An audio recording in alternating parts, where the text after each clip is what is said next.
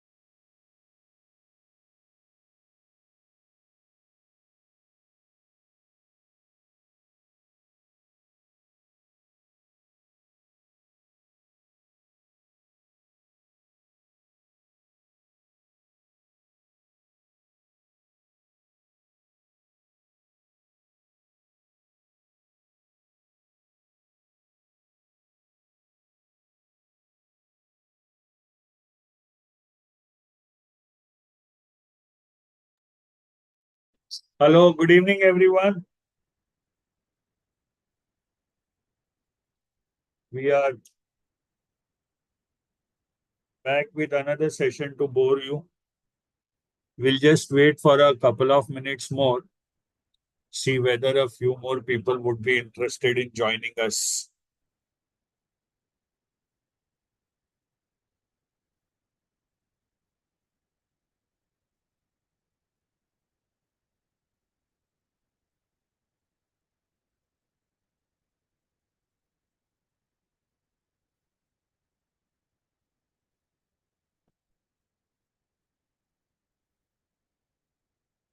Please remember, we are on YouTube. So if you have any queries about what we are going to discuss, you'll have to put them in the chat, live chat.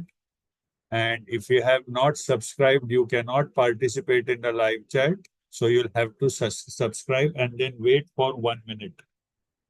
That is when you can start putting your comments in the live chat. So if you have not yet subscribed to the channel, please do that so that you can send in your messages.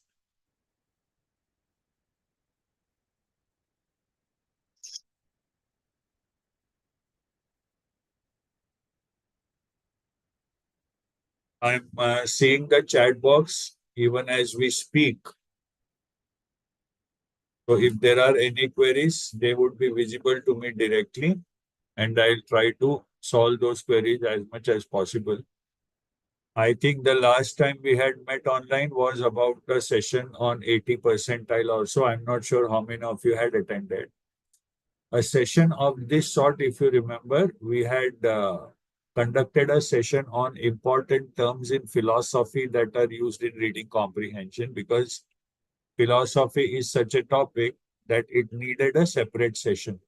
Uh, So I hope you have gone through that session. And as I told you in that session, the PPT is available.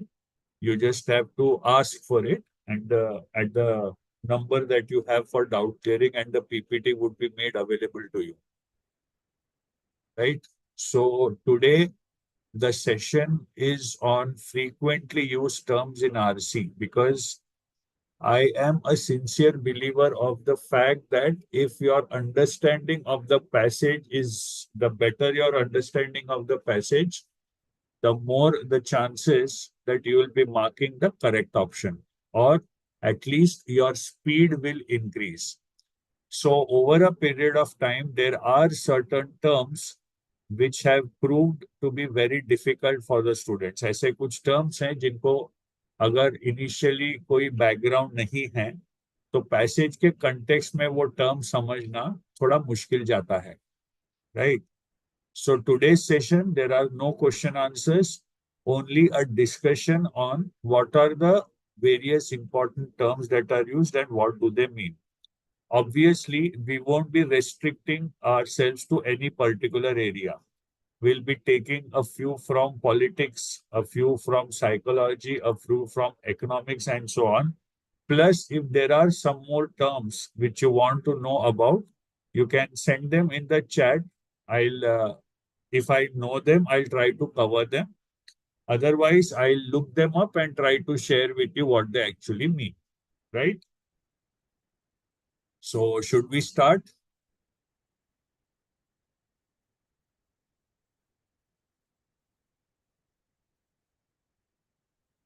Okay. So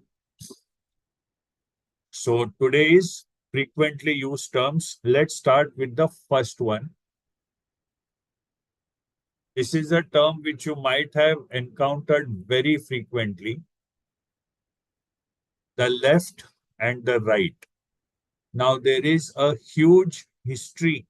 There is a huge history behind all this.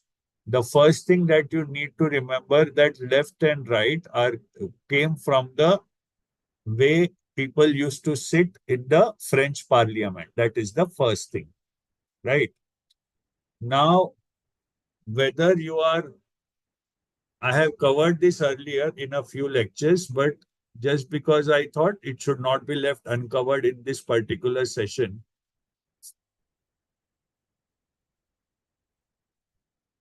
First of all, what is the left and what is the right? Let's try to go there.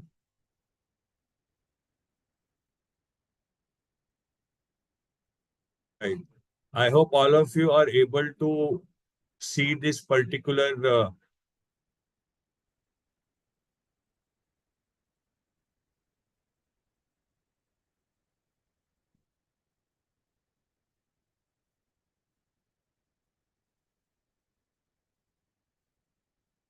Are you able to see the screen?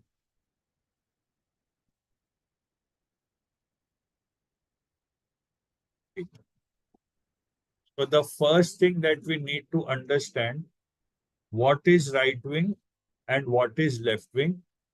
Let me try to explain this with an example.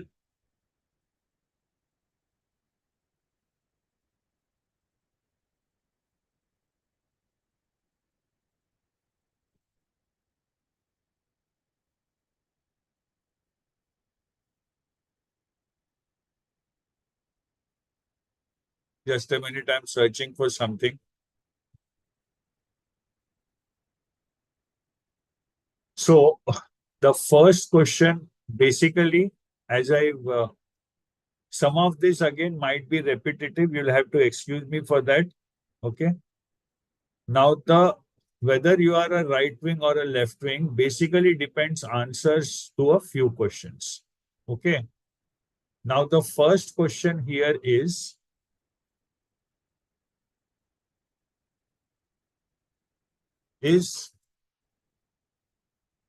my goodness, what am I doing? God or religion important? This is the first question. What do you think is the answer to this question? That decides whether you are right wing or left wing. This is the first aspect. Is God or religion important?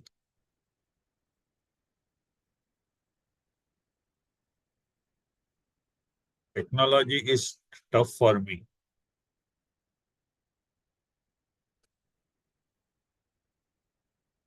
It, now, as I said, if you think that the answer to this question is yes,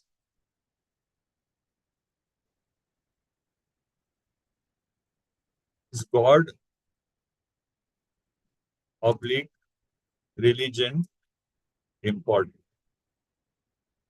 What are the three possible answers to this? One answer is yes. In fact, it is so important that it should be a part of our everyday life, right? We should be governed according to the laws of a religion and so on. If you are of that belief that yes, God or religion is very important, then you would be called right wing. But like the Indian constitution, if your answer is personal, right, then you would be what is called center. If your answer is no, then you would be called a left wing. This is the basic ideology that we are talking about. We are not talking about how these terms are used in the modern context. This is the basic ideology. Okay. So obviously, a right wing person is usually an atheist.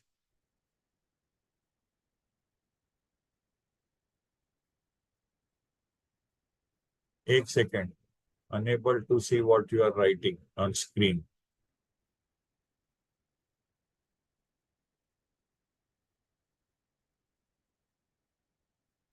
There is a time lag here.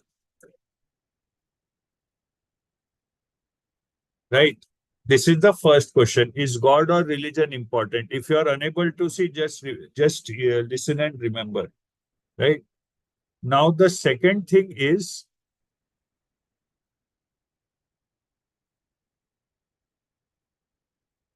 is which economic system, you can note this down, which economic system has the best chance of maximizing human welfare. Which economic system? So you are not able to see this? Okay, I'll try again. Just wait.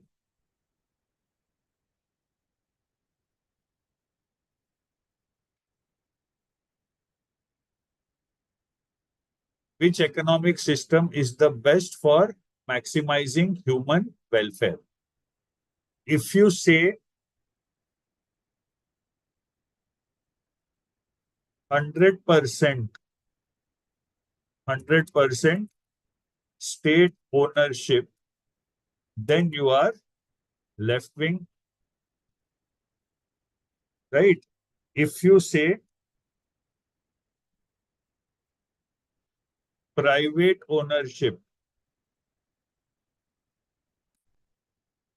then you are right wing.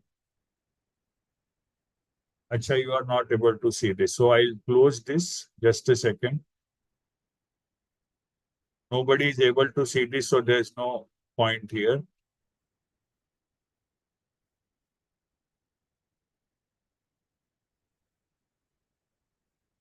Right. So you have the entire spectrum of communism to fascism and chauvinism. So as I said, the second question was which economic system can maximize welfare? Which economic system can maximize welfare? If you say 100% government ownership, then it has to be left wing. If you say private ownership should be encouraged, it's called the right wing. Now, if you look at this chart, you have a far left, you have a center left, you have a center and you have a center right, and you have far right. Okay. Now, these terms are especially useful in the context of India because when we talk about terrorism in India, we have been the victims of left wing as well as right wing extremism. Right. But if we actually, now, if you talk about how society and how political ideologies are structured today, right? We believe that the left wing is very liberal and the right wing is very conservative. Because, see, when society was structured in the beginning, the traditional ideas were belief in God and private ownership, a stratified society. That was the original idea. To overcome this particular problem, as is said, you had the French and the Russian revolutions. So, whenever you try to impose the principles, whenever you try to apply the principles of the left, it's not something which is considered to be natural. But anyway, now because traditional society was structured on right wing lines, we are talking about inequality in the use of resources and belief in God. So people who are on the right, they are called conservative, right? Because that's how it was structured naturally, right? We're talking about how life was in the 18th century. And that is why people on the left, okay, they are called, let us say, liberals. Okay. Now, so these are the two things. Now, over a period of time, each of these ideologies further got subdivided. Don't worry, you'll get the PPT. There's no need to note anything down. If you want the PPT, you can send the text. You can send a message, you'll get the PPT, right? Now, over a period of time, what happened is between the left, differences arose over the methods, right? There was one particular wing of the left, one particular part of the left which believed in change, said change is necessary. It should not be a stratified society. Everyone should be equal. But they were in favor of a gradual change. Okay. Then there were people who said gradual kya hota hai? These things can never happen gradually. It has to be an armed revolution. There has to be a revolution. The existing system cannot be modified. It has to be overthrown completely, and a new system has to be put in place. तो ये achieve करने का तरीका क्या है, इस पे conflict होने लगा, और वहां से the left got divided into the far left और hard left as it is called, and the centre left. Okay. Now, center left people who believe that they should be, as it is written here, helped to become more equal by the government.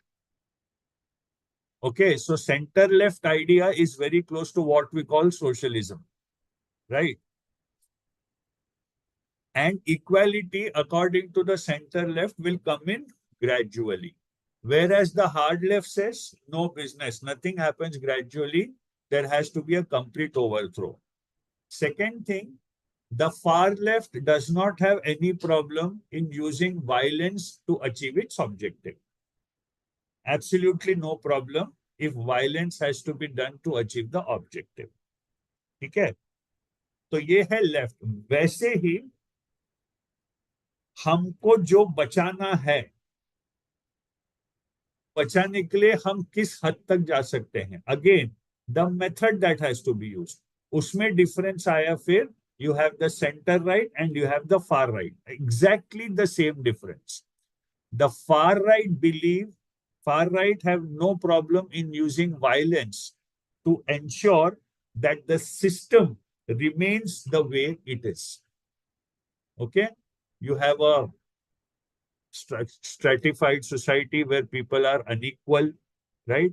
You have private ownership, and you have belief in religion as a very core value. ये सबको बचाने के लिए आप किस हद तक जा सकते हैं, वो डिफरेंस आता है फार राइट और सेंटर राइट में. ठीक है. अब अगर देखें सेंटर राइट के ऊपर जो लिखा है, the believe that people should look after themselves as individuals, this encourages people to work hard and be more productive. There will be natural inequality. There will be people who make decisions and those who follow orders. Another sign of a conservative society is low taxation, right? And the rich and the poor का जो divide है, वो divide बहुत ज्यादा कम नहीं होता. मैं ऐसा तो नहीं बोलूंगा कि वैसे ही रहता है, बहुत ज्यादा कम नहीं होता. And then you have the center. तो ये right के दो classification और left के दो classification. Then you have the center, which the Indian state says that it is. Whether it is or whether it is not, that's completely up to your judgment. You are not kids anymore, right? Because, for example, in India, the taxation rates are not as high as they are in certain countries, but they are not as low as some people want them. So I believe we are in an area of kind of, average level of taxation type country. Yes, you may cry about it a lot after the budget. Oh, मेरे को इस पे भी tax देना पड़ रहा, मेरे को उसमें भी टैक्स देना पड़ रहा, or whatever. But the logic behind taxation is very different. The logic, and remember, whenever there is inequality, okay, I mean, I read a very interesting passage somewhere. It was in some critical reasoning handout, I believe. And it said that if there is economic growth and the benefits are not spread across a lot of people, across the population properly, then the people will revolt. Hence, the government should ensure that benefits of economic growth are distributed equally. Now, it's a very noble thing to say, but what caught my eye was the cause. What is the cause you're saying? So you basically are saying that if equality is not there, there will be riots, people will revolt, and that's why you want equality. That's not ethical. You should want equality because equality is the right thing to do. If you are, but no. And that is why whenever there is a large divide in the society, the government is scared. The rich are scared. That's the theory. So that is now the extreme right has taken very weird forms over the across the world in the past, I mean in the 20th century. For example, you had fascism, which was in Italy, okay, completely conservative, and you had we are supreme to the others kind of thought under Adolf Hitler in Germany, Aryan supremacy, as he used to call it. तो ये सब history में हुआ है, ठीक है. Now fascism और nazism में मेन फर्क ये है, nazism is based on superiority of a particular race. Fascism is based on loyalty to a person. Fascism typically is loyalty to a person, is loyalty to the nation. Right? Classic example, Benito Mussolini. Nazism is about my race is supreme, my race is the best. To reach maximum potential, my race has to have as many resources as possible. That is Nazism, the Hitler principle. ठीक है. Left wing का एक बहुत उग्र रूप है left wing extremism in India, which at one point of time was considered to be the biggest threat to India's internal security. I have told this again in a few sessions, starting from a village called Naxalbari in Bengal, the Naxalite movement in 1956. Starting from there, passing through the states of Bihar, Chhattisgarh, Jharkhand, Madhya Pradesh, parts of Maharashtra, parts of Andhra and Telangana. There is a complete stretch which is called the Red Corridor. The Red Corridor. आप Google image search करेंगे आपको दिख जाएगा Red Corridor. A total of 184 districts in India which are affected by left-wing extremism. Right? So this is the political spectrum. Remember, far right को आप conservative भी बोलते हैं, फार लेफ्ट को आप रेडिकल्स भी बोलते हैं. Radical because they want instantaneous change, they want a complete overhaul also, right? That is why they are also called radicals. और कुछ लोग हैं जो इनमें से किसी पे भरोसा नहीं करते, उनको हम एनार्किस्ट्स बोलते हैं, because anarchy is lack of any rule. So what about governments today? If you look at the elections that happened in the European Parliament a few months ago, it seems that the right-wing fervor is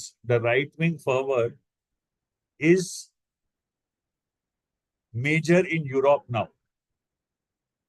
India की government को तो 10 साल से right wing बोल ही रहे हैं. In fact government बनने के पहले भी, if you watch BBC, okay, try to just listen to how the BJP, the adjectives that are used in front of the BJP. They never say BJP. They always say right-wing Hindu party, the BJP. That's what they always say. I mean, I stopped watching BBC a few years ago, but तब तक तो मैंने जब भी सुना था, they always say the right-wing Hindu nationalist party, the BJP.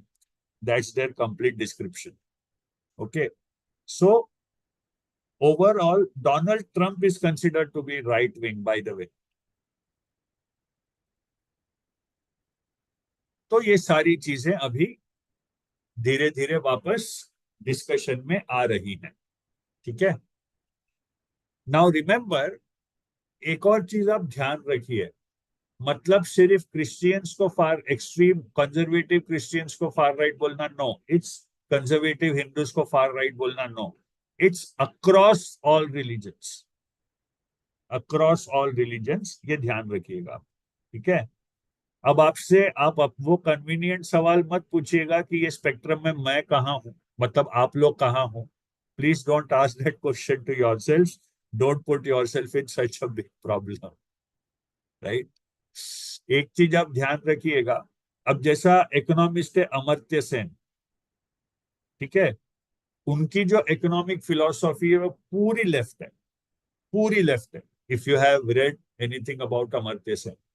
So I'm very surprised why Amartya Sen is revered so much in B schools. Because in MBA colleges, the colleges function on the right image model, on the principle that money. And if you think that communism is going to pay you your 3 lakh rupees per month salary, what can I say?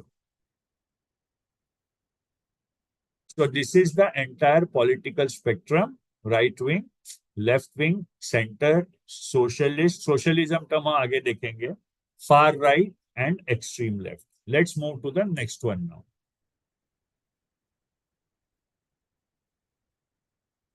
Now we'll take up some terms which Karl Marx used. Now these are the principles of Marxism. ये words कभी ना कभी आए होंगे आपको, communism, class struggle, proletariat, dialectics, ये term कभी कभी आया ही होगा आपके पास. Have you encountered this term before? Let me know in the chat box. Okay. Now, dialectical materialism and historical materialism. Dialectic is a very old term. जो ancient Greek philosopher थे Socrates, उनकी method of inquiry को dialectic बोला जाता था, the Socratic dialectic. ठीक है. तो dialectical materialism is a theory which says that dialectic and historical materialism, things which say that objects are not in your mind. There are a lot of objects which exist independently of your mind. Whether your mind takes cognizance of it or not, that's not important. They exist even if your mind doesn't take cognizance of it. For example, inequality. ठीक है. So this is the idea of dialectical materialism. Okay. Then historical materialism. Okay. Now, if you read history, okay, and you read the definition of history, वहीं पे agreement नहीं होता है. जो Marxist historians है, they tend to view history as a study of change in the patterns of production and ownership of resources. Now, you must have never heard such a definition of history, because for them, that is the most important aspect.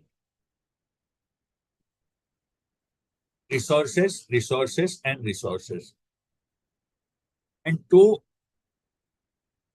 very basic terms that are used in Marxism. The first is pronounced as bourgeois, and the second is proletariat. So what happens is, owners of resources, they always try to keep wages down and exploit the proletariat. This results in a class struggle. This results in a class struggle. And ultimately, to overcome that class struggle, there will be a revolution at some point of time. The proletariat will take up arms and revolt against the bourgeois. And after that, they will establish what is called a dictatorship of the proletariat. And once that happens, you have a perfect communist society. तो इसमें चार terms क्या है? एक है dialectical materialism, एक है historical materialism. What is that about? How we define history. Okay. Bourgeois and proletariat.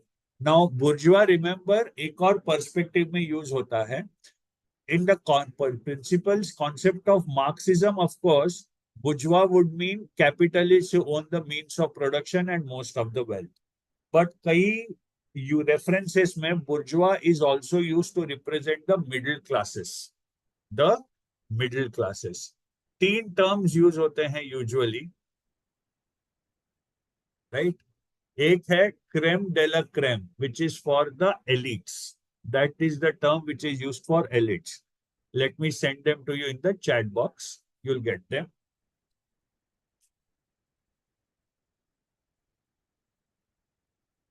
De la creme, that is the elites, right? Then you have the bourgeois. ये एक और spelling है bourgeois की, which means the middle classes. And then you have the hoi polloi, which means the masses. तो basically ये terms शुरू होती हैं. थियरी ऑफ सरप्लस वैल्यू क्या है, ये आप थोड़ा पढ़ लीजिए. It is related to wage disparity. मैं पूरा मार्क्सिज्म पढ़ाने नहीं बैठा हूं, ठीक है. सिर्फ उसमें कौन से टर्म्स आपको रीडिंग कॉम्प्रिहेंशन में काम के हो सकते हैं, that's what we are here to discuss, right. So these are some of the terms that Karl Marx used in his theory. Let's move on.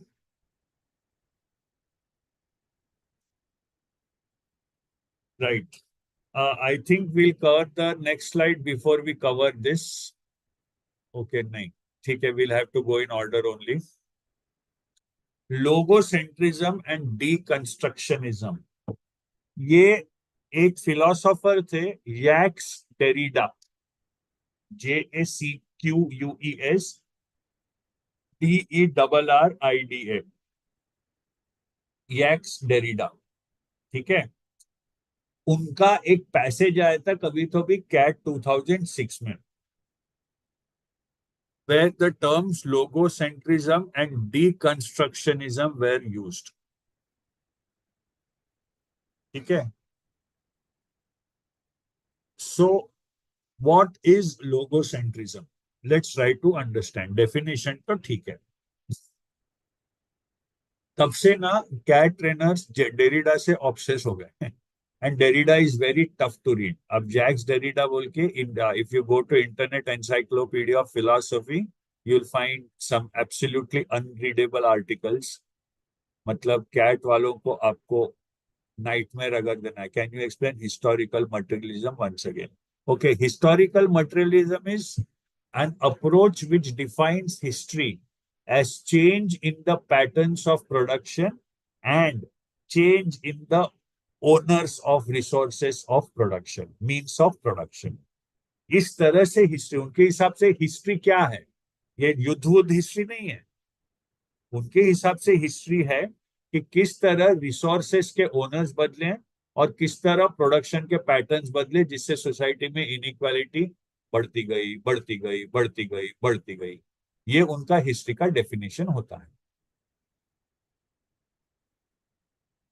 Right? So, what is this logocentrism? Logocentrism says for everything that is there in universe, for everything, every object, every element that is there in the universe, there is a perfect description. Every object in the world has to fit into that particular word and its meaning. For example, suppose I say, and it's for tangible things as well as intangible things. For example, suppose I say a bottle of water.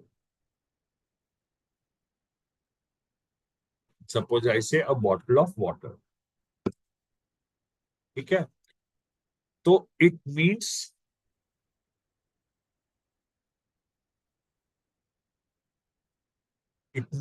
that it's a perfect description. Okay. And everything in the world has already been clearly defined like this. So if you want to understand something, you need to go to its original meaning. Logos, Greek for words or study as you call it. Okay. So epistemology क्या है, पिछले sentence में हमने discuss किया था. So all these words represent an irreducible object. Okay, अब this is a watch. This is a watch. ठीक है. तो ये लोगोसेंट्रिज्म का अप्रोच हमने सदियों से फॉलो किया है. That's what Derrida said. And he said this approach is wrong because it limits the meaning of the object. You cannot treat description of an object as being superior to the object itself. समझ गए? You cannot treat description of the object as being superior to the object itself. That is logo, and that is what Derrida thought. And he suggested an alternative approach. And he said that this logocentrist approach that we have towards language and objects is the major reason why most of the world has gone through dictatorship. Most of the world has gone through authoritarian rule. And he said this is one of the reasons for it. So suddenly, एक language में क्या use होता है उसका importance suddenly blow up हो गया.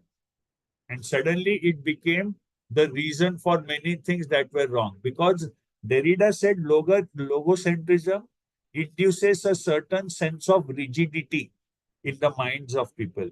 It keeps on hammering on convention, convention, convention, convention, and convention. तो वो दिक्कत हो जाती है और वो दिक्कत हमको अवॉइड करनी है. Right? That is logocentrism. So Derrida suggested instead something called as deconstructionism. Because he said, I'll give you a simple example, critical analysis of philosophical and literary language, critical questioning, unquestionable metaphysics, मतलब आपने कोई भी चीज को describe करने में क्या क्या अज्यूम कर लिया. And Derrida also says what you are saying is important, but how you are not describing it is also very important. For example, why have you called this a watch? Now, when you say you have it is a watch, you are also saying that it is not a clock, right? तो अगर ये actually क्या है, इसका complete meaning अगर चाहिए, इसका complete meaning अगर चाहिए, तो इसको डिस्क्राइब करने में कौन से वर्ड्स आपने यूज नहीं किए वो भी उतने ही इंपॉर्टेंट है.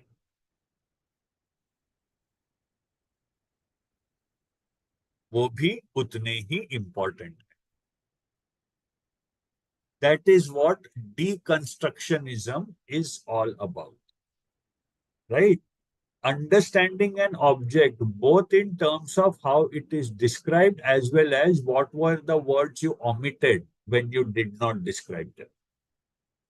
That is Jacques Derrida, logocentrism and deconstructionism. And he said, if we follow deconstructionism, the society becomes much more open-minded because then some things which you assumed to be obvious, now you really start thinking, are they really that obvious? And that is what deconstructionism aims to do. ठीक है? Remember, ये sessions आपके जो होते हैं ना, इसके वक्त मेरा स्कोर बहुत खराब आ रहा है, ये सब थॉट्स छोड़ दीजिएगा. ठीक है? तो आप सेशन का मजा ले नहीं पाएंगे. आप यहाँ बैठ के अगर सोच रहे हो यार आरसी में स्कोर नहीं बढ़ रहा, तो फिर ये सेशन का कोई काम नहीं है. थोड़ा सा और रिलैक्स हो जाइए यार. जनरली आप लोग आजकल इतने तनाव में दिखते हैं, आपको देख के मैं टेंशन में आ जाता बहुत. जस्ट चिल, रिलैक्स, स्कोर्स बढ़ जाएंगे. You please spell the philosopher's name in the chat box. Okay, just a second. If you are talking about this philosopher, his name is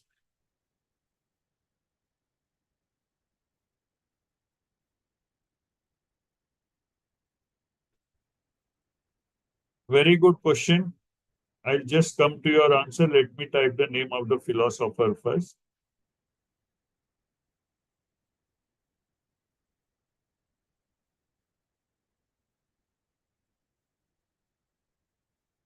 Interesting question. Is it like you are not just responsible for the things you do, but also for the things you don't? Okay. Now, for this, you'll have to go back to the approach of Jean-Paul Sartre.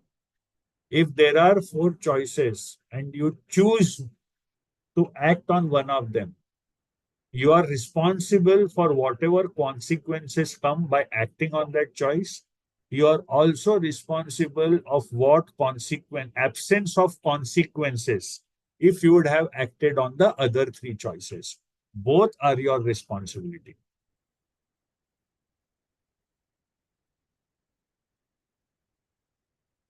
You are responsible for the things you chose not to do. तो फिर तो दुनिया में हर इंसान हर चीज के responsible हो गया ना. So you are responsible for your choice, and you are also responsible for the things you chose not to do. That's the idea. Okay, let's move on. Philosophers में मेरा एक फिलोसोफर छूट गया था, तो मैंने सोचा यहाँ एक बार इंट्रोड्यूस करा दें. ये नाम आपने देखा होगा. स्केप्टिसिज्म की स्पेलिंग गलत है, आई एम सो सॉरी. जल्दी जल्दी में टाइप किया था, स्पेल चेक नहीं किया मैंने. The method of doubt by Rene Descartes. जिन्होंने ये नाम पहले सुना है, चैट बॉक्स में बताइए मुझे. रेने डेकार्ट, रिमेंबर, आपके एक्स वाई प्लेन का इन्वेंटर है ये. इसको इसलिए हम उसको कार्टिजियन प्लेन बोलते हैं, right.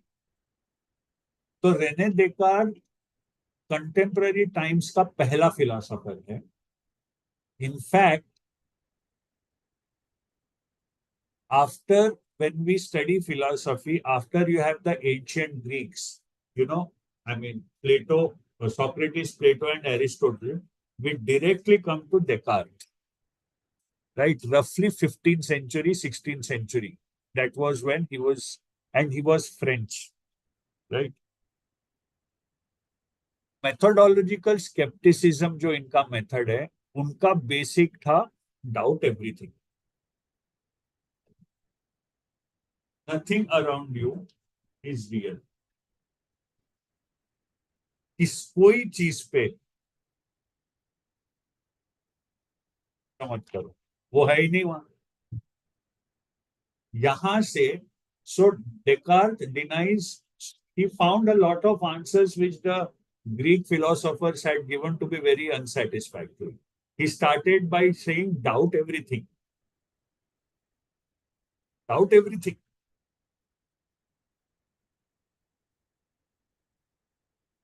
And then he says, so if this does not exist, philosophy समझ लीजिए बड़ी इंटरेस्टिंग है. मतलब पूरे पांव तले जमीन खिसक सकती है. And he, okay, so this does not exist. Why am I saying this?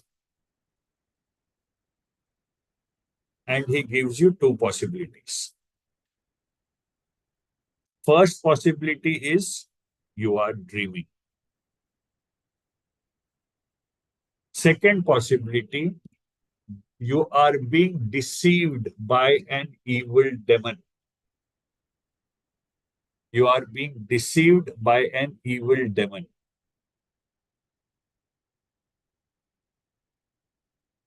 Okay?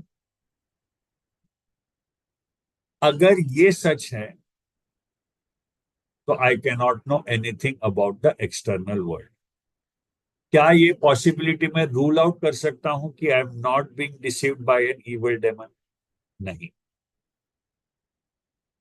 तो अगर मैं ये पॉसिबिलिटी रूल आउट नहीं कर सकता हूं, तो मेरे को दुनिया में कोई भी चीज के बारे में सच तो पता ही नहीं चलेगा ना. I will not know anything about any part of the external world. ठीक है. लेकिन why is the demon doing this? In order to deceive me. So even if the evil demon argument is true, one thing is definite, that I exist. Because see, if everything is real, then there is no problem. We are talking about a situation where you doubt everything. So even I say I doubt everything. Why? Evil demon is playing a trick. So even if the to do what? To deceive me. So even if I say that the evil demon is playing a trick, one thing I cannot deny is that he is deceiving me, which means I exist. तो ये सबसे fundamental reality है according to Rene Descartes, I exist. और यहां से उनका वो famous saying आया है, I think therefore I am, जिसको हम कॉजिटो एर्गो सम भी बोलते हैं। Something that does not exist cannot be deceived, right? Something that cannot exist cannot be deceived. ये डिसीव कर रहा है मतलब मैं तो हूं ना। अब सवाल पूछो, ठीक है मैं हूं, पर मैं क्या हूं? और वहां से फिर वो पूरा बेसिक नॉलेज डेवलप होता है। One more thing, two more things that you need to read in context of Descartes is number one, his concept of a clear and a distinct idea. First, second, his theory of dualism. Descartes was one of the first philosophers to say that talk about mind body dichotomy, that the mind is something different and the body is something different.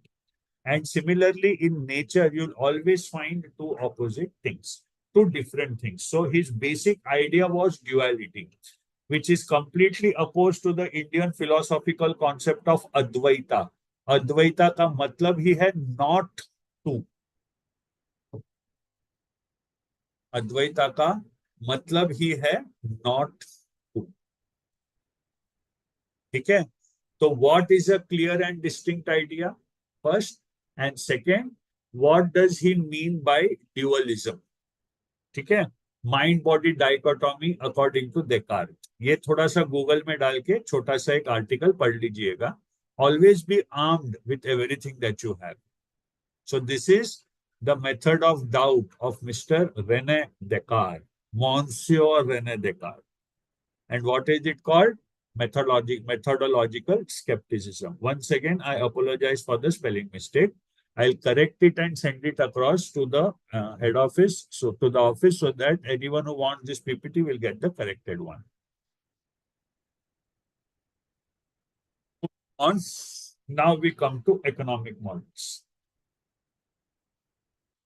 अब economic models पे जाने के पहले मैं थोड़ा सा एक risk लेके ना, मैं फिर से एक बार वो स्क्रीन ट्राई करना चाहता हूं। Please bear with me for a second, because we have to discuss something called as a basic economic problem.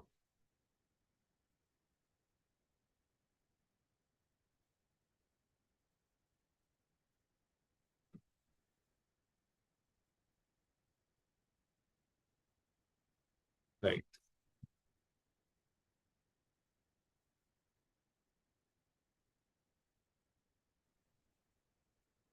Basic economic problem.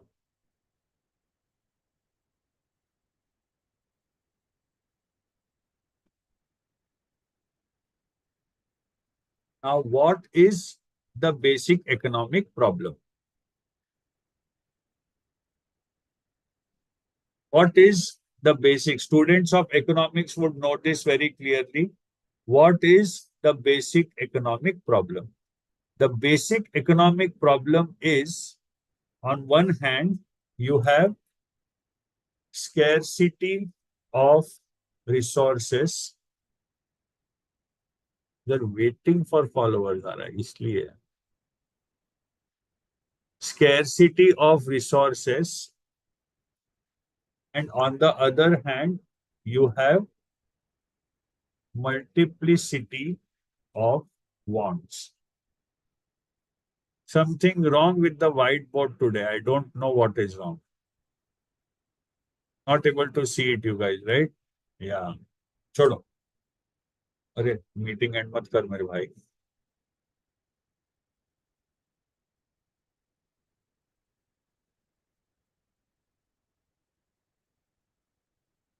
Right. So the basic economic problem states that we have multiplicity of resources, multiplicity of wants, and scarcity of resources. This is the basic problem. Okay. Given this, how would you use those scarce resources to satisfy multiplicity of needs and wants? So all economics is basically about allocating resources. You always remember that. और कुछ नहीं है economics में. उसके लिए हमने इतना complex कर दिया है सब कुछ. So that is the basic question, right? One more thing you need to factor is differing levels of human competence. Because suppose I give everybody an input of 10, there is no guarantee that each one of us, each one of them will give me the same input, that output. That is one more thing you need to account for. So given the situation of scarcity of, I'm repeating the term again and again so you can note them down. Scarcity of resources and multiplicity of wants, how should these scarce resources be allocated over those multiple wants so that a human welfare is maximized? This is the basic economic problem. तीन answer आज तक मिले हैं. Communism, socialism, capitalism. Communism in Hindi is called Samyavad, socialism is called Samajwad, and capitalism is called Punjiwad. ठीक है? Communism is 100% state ownership, right? It's a state in which everybody owns everything, but nobody owns anything. The concept of private property is discouraged, right? यहाँ पे लिखा है excess income goes to the government, but remember, communism is a state where there is no concept of money and there is no concept of trade. Now you may ask how the hell is that possible? It's very simple, theoretical. Okay. Suppose economy में लोगों को जीने के लिए 50 चीजें चाहिए. ठीक है. तो 50 बड़ी बड़ी फैक्ट्रीज बनेंगी जो रहेंगी, जो वो 50 चीजों में से कोई एक एक चीज बनाएंगी. ठीक है. और वो फैक्ट्री इतनी बड़ी रहेगी कि देश में जितने लोग हैं सभी के लिए वो कमोडिटी बनाएगी. तो क्या होगा अल्टीमेटली, हर इंसान किसी न किसी फैक्ट्री में अपना श्रम दान करेगा. ठीक है. और वेजेस के रूप में हर फैक्ट्री के आउटपुट का छोटा छोटा हिस्सा he'll take as his remuneration. पैसों की जरूरत ही क्या है जब कुछ खरीदना बेचना नहीं है. लैंड वो वैसे भी आपकी नहीं है, प्राइवेट प्रॉपर्टी कुछ है ही नहीं, कम्युनिटी लिविंग रहेगा. And in fact, if you read the Marxist view of society, he is not a big believer in the concept of family, remember. Because he says family is just another way to keep inequality in the world. Family के system के कारण wealth जो है वो generationally transfer होता है, जबकि wealth equally distribute होना चाहिए. और क्योंकि वेल्थ जनरेशन से ट्रांसफर हो रहा है, एक ट्रूली टैलेंटेड बंदा without any generational background will not have as much wealth as a not so bright banda who has generational wealth. And he says this is unfair. तो उसके हिसाब से तो फैमिली का जो कॉन्सेप्ट है वो भी एक बहुत बड़ा फ्रॉड है.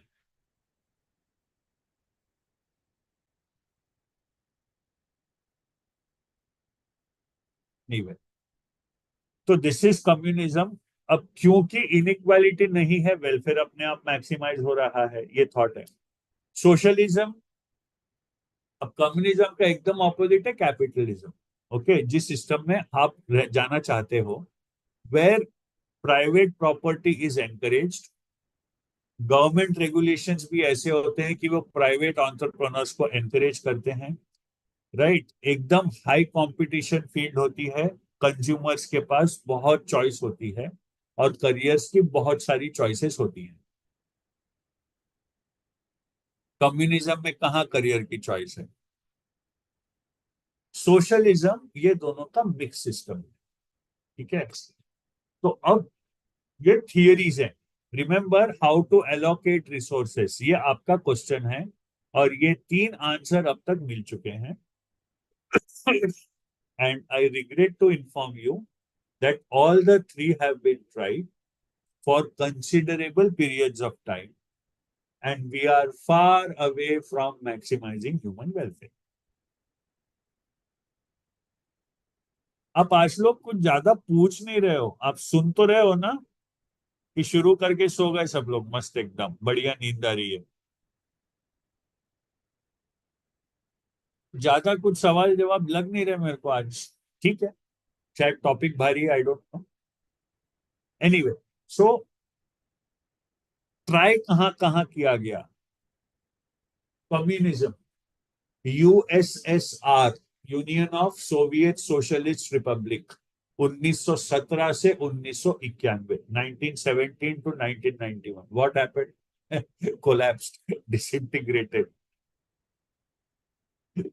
राइट। उसके क्या क्या बन गए, बाप रे, रशिया अलग हो गया, चेचनिया में अभी भी प्रॉब्लम है, फिर वहां पर वो सीआईएस हो गया, कॉमनवेल्थ ऑफ इंडिपेंडेंट स्टेट्स।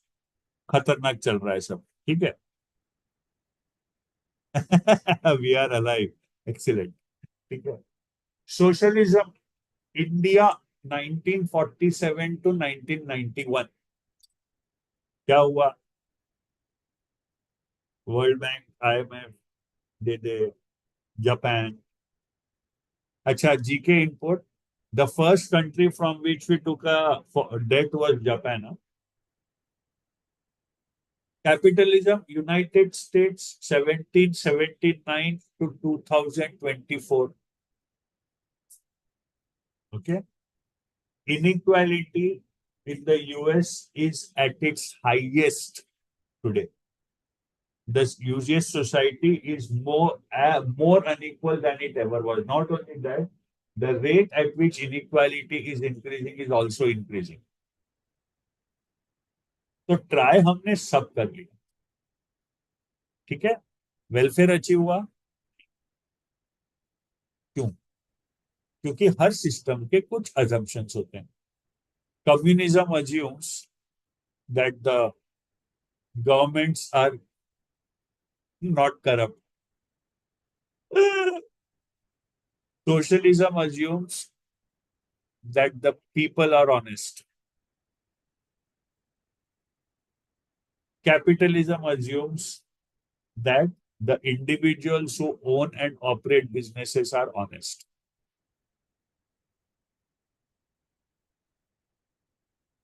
तो कुछ लोग सजेस्ट करते हैं कि आपको सही में ह्यूमन वेलफेयर क्रिएट करना है ना, उसका आंसर इकोनॉमिक्स में नहीं है, उसका आंसर ह्यूमैनिटीज में। लोगों को मोरालिटी पढ़ाओ, लोगों को एथिक्स पढ़ाओ, पढ़ाओ, राइट। तो this is what this models mean. एक और चीज आप ध्यान रखिए, जैसा मैंने पहले स्लाइड में डिस्कस किया था, राइट विंग कैपिटलिज्म का जो है ना स्ट्रक्चर्ड, मतलब class, existence of society in classes, ये नेचुरल है इंसान के लिए।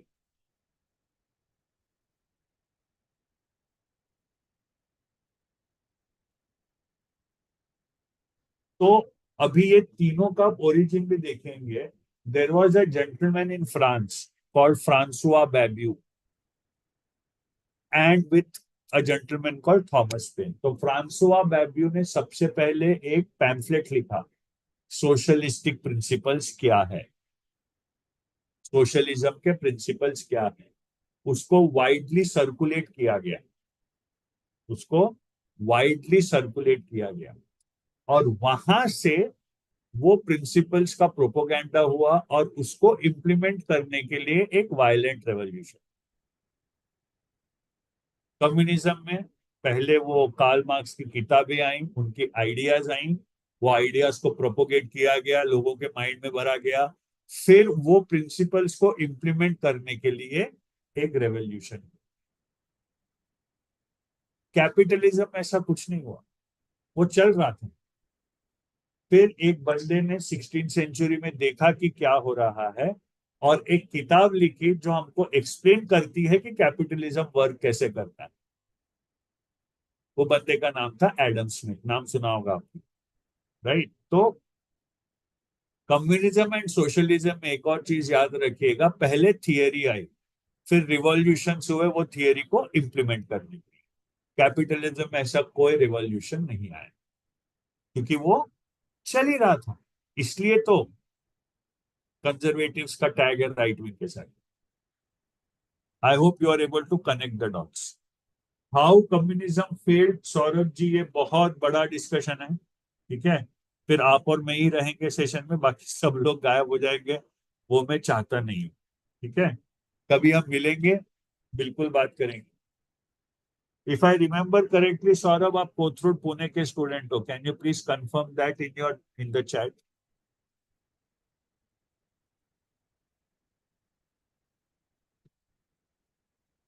तो लेट्स मूव ऑन। तो ये थे economic models, right. Moving ahead, international monetary fund, इसके बारे में भी सुना होगा, राइट।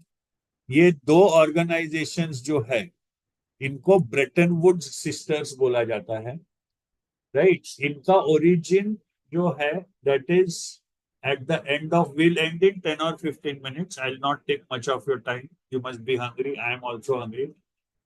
तो क्योंकि आफ्टर वर्ल्ड वॉर टू जब इतना कियोस हुआ था, वर्ल्ड वॉर वन भी हुआ था, वर्ल्ड वॉर टू भी हुआ, तो सब लोगों ने बैठ के सोचा यार इसके इकोनॉमिक कॉन्सिक्वेंसेस हैं। तो तब ये दो ऑर्गेनाइजेशंस बनाए गए। इंटरनेशनल मॉनिटरी फंड का बेसिक ऑब्जेक्टिव है to maintain currency stability across the world.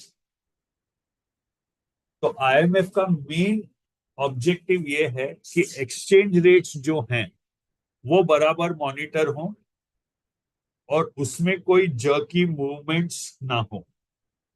ये सबसे इंपॉर्टेंट कॉन्सेप्ट है, आइडिया है इंटरनेशनल मॉनिटरी फंड का। प्रमोट इंटरनेशनल ट्रेड एक एंसिलरी टाइप ऑब्जेक्टिव है, वो टाइप तो उसके लिए तो वर्ल्ड ट्रेड ऑर्गेनाइजेशन है ही। World Bank was basically to provide funds to the world. Remember, World Bank का original name was International Bank of Reconstruction and Development, IBRD. The basic objective was massive destruction after World War II. Remember, World War One का destruction भी था जो पूरी तरह reconstruct नहीं हुआ था. So a financial institution was needed which could fund all the reconstruction activities in the world. So World Bank का main काम है financial aid, provide funds to needy countries at very low or at almost zero interest rate. Objective ये है poverty हटाना और date crisis, dates कम करना country के। I mean suppose within countries debt है, तो आप वर्ल्ड बैंक से पैसा लेके दूसरे कंट्री को दे दो, कम से कम आप इंटरेस्ट फ्री तो हो गए या लो इंटरेस्ट पे तो आ गए। दैट्स द ऑब्जेक्टिव, ठीक है। अब लेकिन over a period of time world bank का क्रिटिसिज्म काफी हुआ है, because people say that world bank वैसे तो जीरो इंटरेस्ट पे दे देगी loan to a needy nation, but world bank tends to impose its own conditions कि आप आपका टैक्स स्ट्रक्चर ये करो, आप फॉरेन कंपनीज को आने दो, आप आपके टैरिफ्स कम करो, ठीक है, आप एफडीआई अलाउ करो, आप इंफ्रास्ट्रक्चर पे स्पेंडिंग, आपका गवर्नमेंट स्पेंडिंग जो है उसको थोड़ा कम करो। तो वर्ल्ड बैंक पर the accusation is it's not without any strings. There always are strings attached. If you take, if a nation takes money from the World Bank, okay, this is the basic criticism that the World Bank has had to face, right? Now you see two more terms here, protectionism and tariff. Protectionism is a term that is used when the government pursues a policy which prevents, which restricts international intervention, and the objective is to protect your domestic entrepreneur. मतलब domestic entrepreneur मतलब the person who is manufacturing some commodities in your country, right, and employing people of your country, he should not face any unjustified threat from maybe a multinational. So adopting policies that restrict international trade to help domestic industry. This is called protectionism. और protectionism implement कैसा होता है? Through a tariff system. Tariff usually is used for a tax that is imposed if a commodity from some company which is outside the country wants to enter the country, right? और जितना high tariff उतना ज्यादा protection मिला आपके domestic consumer को. So high tariffs is a classic indicator of whether an economy is protectionist or not. Indian economy 1991 तक protectionist थी. हमारे टैरिफ्स बहुत हाई थे. I mean it was in some cases as high as 397% import of second hand cars. उसका objective ये था कि यहाँ पे कार बनाने वाली कंपनी जिसका नाम है मारुति, राइट? यूरोप में there used to be no concept of pre owned cars और सेकंड हैंड. वो यूज करते थे, 10 साल स्क्रैप ही कर देते थे. अब स्क्रैप में तो वैल्यू जीरो हो रही, तो इंडिया भेजेंगे तो कुछ तो पैसे मिलेंगे, तो वो बहुत लो प्राइस पे इंडिया लाते थे. अब लो प्राइस पे इंडिया में अगर वो कार आ गई, फोर्ड 1982 1974 फोर्ड बहुत कम प्राइस में इंडिया में अगर आ गई, तो मारुति कौन खरीदेगा? कोई नहीं खरीदेगा. मारुति का क्या होगा? उसके एम्प्लॉयज क्या होंगे? तो 397% उठा. तो ऐसी बहुत हाई ड्यूटीज थी.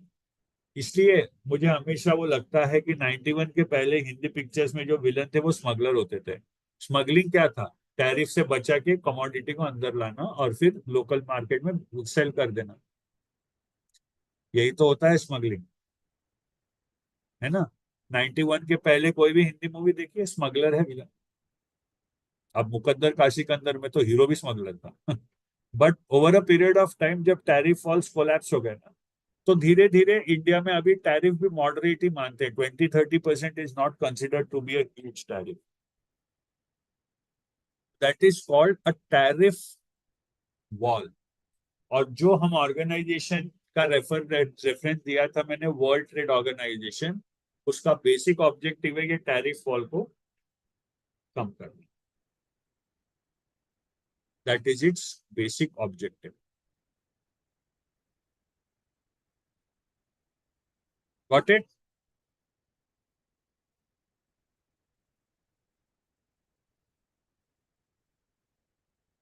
ठीक है, चलिए आगे बढ़ते हैं. आई थिंक इसके बाद और एक या दो स्लाइड्स हैं, ये आखिरी स्लाइड है शायद. Important terms in psychology. हमने पिछली बार सिगमंड फ्रॉइड कवर किया था, if you remember, in the session I took on philosophy terms explained. तो Sigmund Freud technically is considered to be the father of psychoanalysis. उनको philosopher नहीं बोल सकते. You the exact description of him would be a psychoanalyst. ठीक है? उनके जो terms थे, इद, ईगो, सुपर ईगो, ये हम कवर कर चुके हैं, राइट? तो these are the considered to be the 5 pillars of psychology. Cognition का क्या मतलब है? ये जगह बहुत बार आता है. कॉग्निशन एंड नॉर्मेटिव थियरीज, इनका क्या मतलब है? Remember, when you say this is a normative theory, इसका मीनिंग ये है idealistic. Ideally how should things be? if the theory is telling you ideally क्या होना चाहिए, then it is considered to be a normative theory. Economics, for example, when you study, you always have to answer the question whether economics is a normative science or positive science. Positive science is how they are. Normative is how it ideally should be. What should it be according to the norms of morality? Okay, that is called normative. तो normative ethics for example एक field है, applied ethics एक field है. तो normative उस sense में use होता है कि आइडियली क्या होना है. Cognition is another word which is heavily used in psychology. Simply put, cognition का मतलब है अवेयरनेस. परसेप्शन मतलब सेंस डेटा का अंदर आना, उस पर हमारा लॉजिकल माइंडसेट लगाना, उससे सीखना और जो सीखा उसको रिटेन करना, ये है cognition. I repeat, sense data से जो अंदर आता है वो इनपुट लेना, वो इनपुट पे अपना माइंड लगाना, वहां से कुछ लर्निंग आना और वह लर्निंग अपने माइंड में रिटेन करना। This is technically what is cognition. Simply हम कॉग्निशन को अवेयरनेस बोलते हैं, विच इज करेक्ट, बट ये चार पार्ट्स हैं उसके: perception, thinking, intelligence and memory.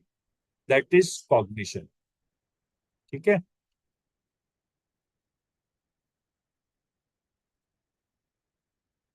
Dealing with knowledge through thought, experience, and the five senses. It's not all about thinking. कभी कभी कोई चीज इतनी ये हो जाती है कि we are not aware and yet we do it properly. कभी कभी ऐसा हुआ है, आप आपकी बाइक लेके निकले हो, राइट, और आपको जहां जाना था वहां पहुंच गए, बट वो जर्नी की आपके पास मेमोरी नहीं है। वक्त आप सोचोगे ना, यार मैंने वो सिग्नल क्रॉस कब किया, आपको नहीं समझ में आएगा, आपको याद नहीं, तुरंत भी याद नहीं आएगा। आप पहुंच तो जाते हो, क्यों? क्योंकि वो रिफ्लेक्सेस, हैबिट्स, इंट्यूशन के कारण आप पहुंचे हो, आपने थॉट नहीं लगाया। नहीं, I am not just talking about getting home when you are drunk, that's not the only thing I am talking about. Normal life में भी, नॉर्मल इसमें भी कई बार होता होगा, आप बाइक से निकलते हो कि क्लासेस को आप कुछ और मैकेनिकल हो जाता है पूरा, अगर आप बहुत बार कोई चीज करते हो तो, राइट। तो वो भी आपका इतना इनबिल्ट हो गया है कि आपकी रिफ्लेक्स, हैबिट और इंट्यूशन में वो रिफ्लेक्ट हो रहा है। That is called cognition. ठीक है। तो क्या टर्म्स थी साइकोलॉजी की? सिगमंड फ्रॉइड का मैंने नाम नेम ड्रॉप कर दिया। इड, ईगो, सुपर ईगो हम पिछली बार कवर कर चुके हैं। ठीक है। Cognition and normative theories, okay, ये मेनली कवर करना था। तो ये था सम इंपॉर्टेंट टर्म्स। और अगर कुछ इंपॉर्टेंट टर्म्स का आपको एक्सप्लेनेशन चाहिए तो आपके पास जो डाउट्स के लिए व्हाट्सएप नंबर है उसमें आप भेजते रहिए। ठीक है। ये पीपीटी चेंज करके मैं भेज दूंगा, कल शाम तक अवेलेबल हो जाएगी। तो जिनको भी पीपीटी चाहिए वो प्लीज मेल करें, या फिर वो नंबर पे कांटेक्ट करें, या टेलीग्राम ग्रुप पे अपने सेंटर को भेजें, आपको ये पीपीटी मिल जाएगी। ठीक है।